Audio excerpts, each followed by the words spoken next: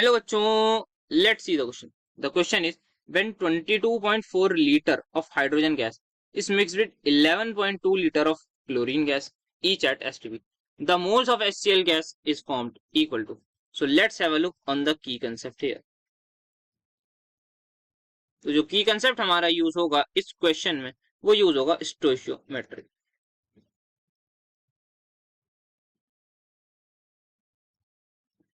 तो आइए समझते हैं सबसे पहले रिएक्शन.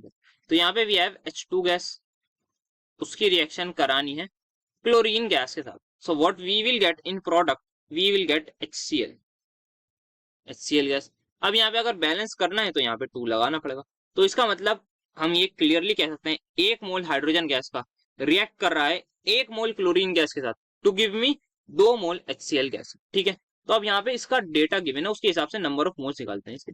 तो ये 22.4 लीटर इसकी वॉल्यूम दे रखी है, इसकी मुझे दे रखी है 11.2 लीटर. ठीक है, इसके 1 मोल से ध्यान रखिएगा इसके 2 मोल बन रहे हैं, तो इसके 1 मोल से इसका 2 मोल बन रहा है. ठीक है, तो अब इसके नंबर ऑफ मोल्स निकालने सबसे पहले हाइड्रोजन के. Number of moles for hydrogen हम लगा सकते हैं फॉर्मूला वॉल्यूम वाला, दैट इज 22.4 डिवाइड बाय 22.4. तो यहाँ पे एट एसटीपी है क्योंकि कंडीशन यहाँ पे हम देख सकते हैं एसटीपी, तो ये आ जाएगी मेरे पास इसकी वैल्यू का.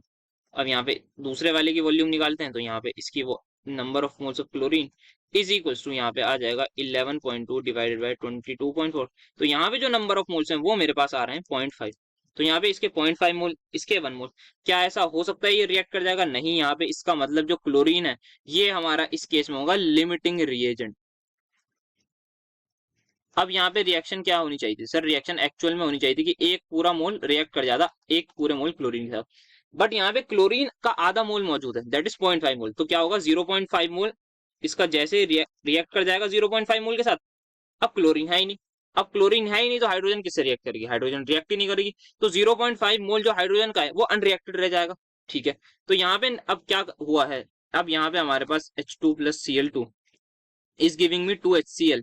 यहाँ पे मेरे पास इसके कितने मोल हैं? इसके भी 0.5 मोल रिएक्ट करेंगे, इसके भी 0.5 मोल रिएक्ट करेंगे, इसके 0.5 मोल बच जाएंगे.